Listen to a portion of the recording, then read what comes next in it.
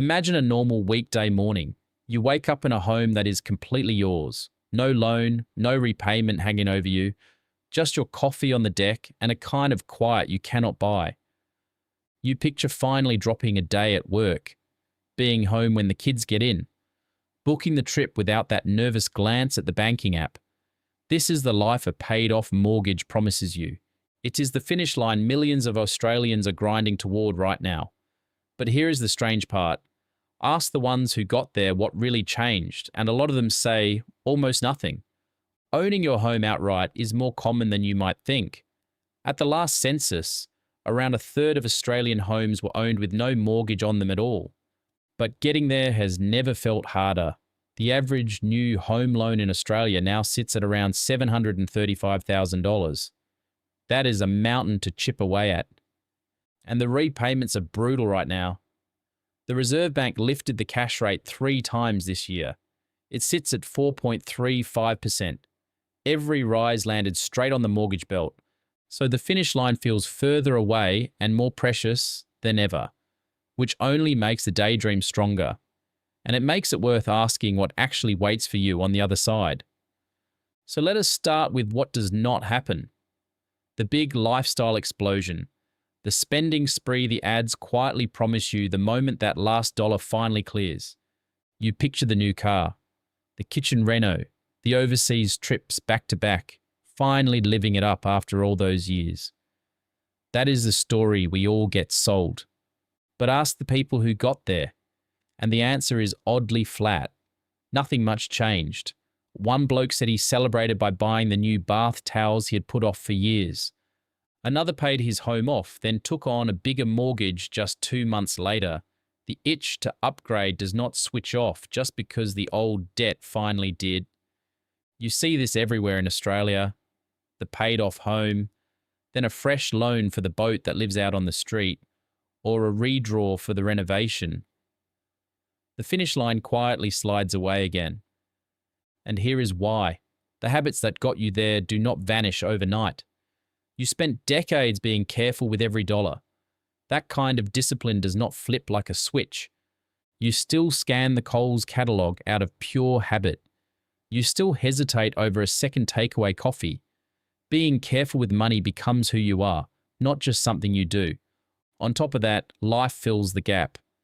The kids need a first car. The roof needs doing. The strata bill climbs. That freed up money gets eaten before you ever really feel rich. So if it is not the spending, then what actually changes? This is where it gets interesting, because something real does shift. It is just completely invisible from the outside. The word people reach for, again and again, is freedom. Not the freedom to buy more things, the freedom to choose. And that turns out to be a very different thing. Take your job. When the home is paid off, the work loses its grip on you. You are no longer one bad month away from missing a repayment. That low, quiet fear just lifts. People describe walking into work with a calm sort of whatever.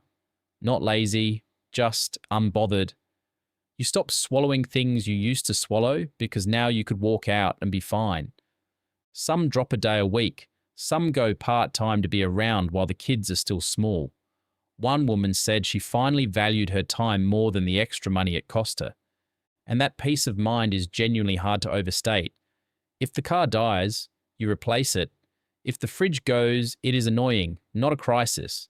The buffer under your feet gets much thicker. That is the prize nobody ever puts in the advertisement. Not a driveway full of shiny toys. A life where losing your job becomes an inconvenience instead of a full-blown catastrophe. Now here is the part really worth thinking about. That repayment does not just disappear. It quietly turns into cash flow. Real money, landing back in your own hands every single month. On an average loan, that is around $4,300 a month freed up. Over a full year, that is more than $50,000 no longer going to the bank. Picture a couple in their early 50s. The loan is finally gone. That $4,300 a month is suddenly theirs. They have a real decision to make, maybe for the first time in decades, because this is the fork in the road. Two very different paths open up in front of you, and the right one depends entirely on your age and where you are actually heading. The first path is living, pointing that money at the life you quietly put on hold, the holidays you skipped, spoiling the grandkids, fixing the parts of the house you always ignored. And plenty of people have well and truly earned that. 20 years of going without. There is nothing wrong with finally enjoying the thing you work so hard for. That is completely fair. The second path is building, taking that $50,000 a year and aiming it squarely at your future instead.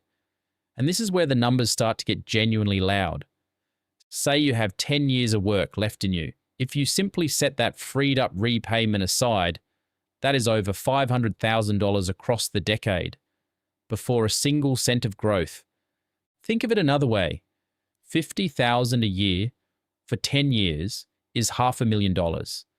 That is the size of the thing sitting quietly inside your old repayment, just waiting for a direction. Sit with that for a second. The very same money that felt like a burden for 30 years can quietly become a wealth-building machine the moment that loan is finally gone. Here is something else people notice. They become quietly wealthy without ever looking it. Still driving the older car, still shopping at Aldi. The money is real, but the show never starts. For some people, that money flows into super inside the yearly caps. For others, it goes into shares or index funds. What suits you comes down to your own situation, and that is worth real advice. And a quick word for anyone still climbing toward it. That day tends to arrive faster than your loan term suggests. A few small moves can quietly pull years off the whole thing. An offset account, a few extra repayments, switching to fortnightly instead of monthly. That is a whole video on its own, but the finish line is closer than your loan document makes it look. So let us bring it all together. The daydream had it just slightly wrong. Paying off your home is not really the door to some big, glorious spending spree. It is the door to choice. The choice to work a little less, to worry a whole lot less, to finally use your own money on purpose instead of handing it over as interest. The extravagance was never really the point. The real luxury is waking up and knowing the roof over your head is genuinely yours. No one can take it. No repayment is coming. That is what actually changes. Not your postcode and not your car. It is your whole relationship with money. From here on, every dollar you earn is working for you, not the bank. Quick one before we wrap up. Everything here is general information only. It is not financial, legal, or personal advice. For a plan that actually fits your own situation, it is worth speaking to someone licensed. If this cleared a few things up, do me a favor, give it a like. It helps this kind of content reach more Australians who need it.